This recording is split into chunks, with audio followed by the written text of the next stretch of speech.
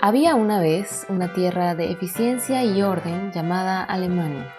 Sus habitantes vivían solo de salchichas, muchas salchichas y cerveza. Y cómo olvidar esos paisajes de cuentos de hadas, con castillos gigantes, caminar por las calles y sentir que eres parte del cuento de Hansel y Gretel. Al menos eso es lo que uno se imagina cuando piensas en Alemania. Pero gracias a Dios, Alemania no es tan pinche aburrido, porque obviamente hay más en Alemania que solo esto. De ese otro lado que no muchos conocen es lo que hablaremos hoy. Así que agarren sus pretzels y prepárense. Hola a todos, soy Alexa. Gracias por darle click a este video. En este video te voy a contar un poquito más de cómo ha sido mi experiencia viviendo en Alemania en estos últimos 5 años. Quisiera también como que compartirte un poco más del otro lado de Alemania que tal vez no muchos conozcan.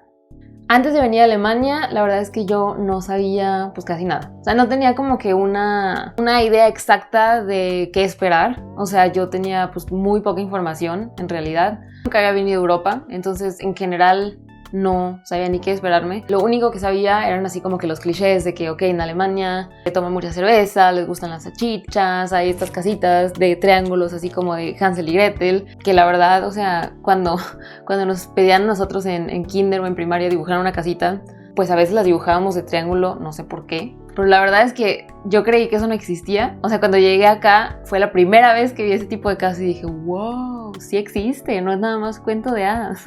Pues yo me vine con, obviamente, puros clichés, ¿no? Porque no tenía absolutamente nada de contacto con Alemania en ese entonces, no conocía a nadie de Alemania, no hablaba el idioma. Entonces, pues nada más llegué con una información muy básica. Y cuando llegué a Alemania en el 2011, que fue porque hice un intercambio en ese entonces en la prepa, fue súper interesante porque llegué a comprobar muchos clichés que sí eran ciertos. O sea, sí había mucha gente como que súper alta, mucha gente que tenía ojos de color, sí había mucha cerveza, sí había muchas salchichas. Bueno, y las casitas obviamente también sí eran ciertas, pero para mi sorpresa también me topé con este otro lado del que nunca nadie me habló, del que yo no sabía que existía, que era que Alemania es un país con muchísima diversidad. Yo no me esperaba para nada eso y yo llegué aquí y yo me acuerdo, por ejemplo, que en ese entonces, aparte de que en México no hay trenes como para pasajeros, literal, o sea, hay creo que un tren y es nada más para transportar pues cosas de carga y así, pero no de pasajeros. Entonces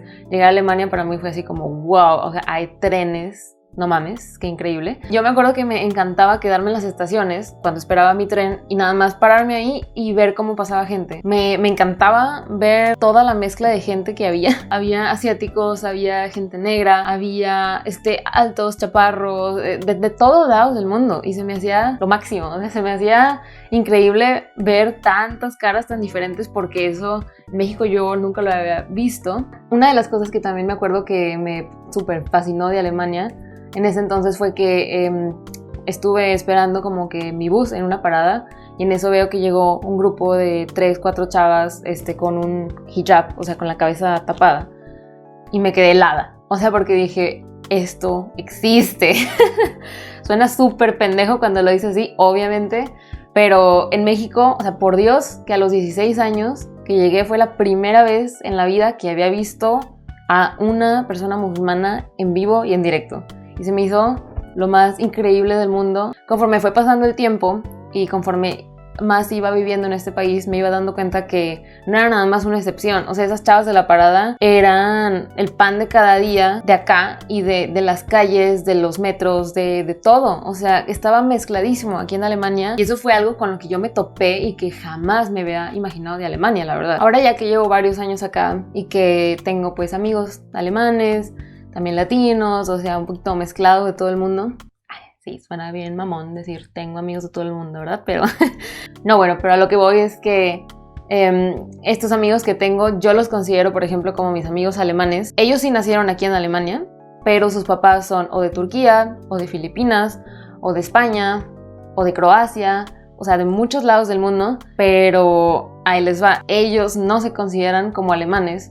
Antes eso era algo que yo nada más no entendía. O sea, yo decía, ¿por qué tú no vas a ser alemán si tú naciste y creciste aquí y hablas alemán nativo? O sea, lo hablas igual que cualquier otro alemán, tienes las costumbres de acá, conoces cómo se mueve el país y todo, ¿por qué no te vas a sentir como alemán? O sea, es como, si alguien me preguntara a mí, ¿por qué eres mexicano? Pues porque nací y crecí en México y crecí con esa cultura. O sea, en México no hay más. En México es, naces y creces en México, eres mexicano. Se acabó. Y aquí se me hacía súper raro que ellos mismos no se vieran y no se sintieran como alemanes, pero la realidad es que la sociedad aquí, me he dado cuenta, que les recuerda como que constantemente que ellos no son alemanes. O sea, no es nada más su culpa, por así decirlo, que ellos no se vean a sí mismos como alemanes, sino que la sociedad aquí se los hace saber y se los recuerda constantemente. No digo que todos los que seamos migrantes aquí seamos ya directamente alemanes, porque hay una gran diferencia entre ellos y entre lo que yo soy aquí. Yo llegué aquí siendo turista, luego siendo estudiante, luego trabajando aquí, que por cierto, ya tengo un trabajo. Y bueno, o sea, es entendible que alguien como yo pues no se sienta alemán o alemana, porque pues no nací aquí, no hablo el idioma como ellos lo hablan, hay ciertas cosas que pues, no entiendo todavía, y aparte de todo, digo, yo llegué aquí hace 5 años. Mis amigos, que según yo son alemanes, son aquí ya terceras generaciones, lo que significa que ellos nacieron aquí, sus papás nacieron aquí y normalmente, en la mayoría de los casos, los abuelos son los que llegaron a Alemania como migrantes, pero ya han pasado varias generaciones, entonces, ¿por qué ellos no serían alemanes? Y en la sociedad siempre hay como que una clara división que dice, tú sí eres alemán y tú no eres alemán, a pesar de que los dos nacieron aquí, crecieron aquí y todo, o sea... Es algo que yo no entendí por mucho tiempo, o sea, me sigue sin hacer 100% de sentido, pero ahora lo veo como que un poco más claro.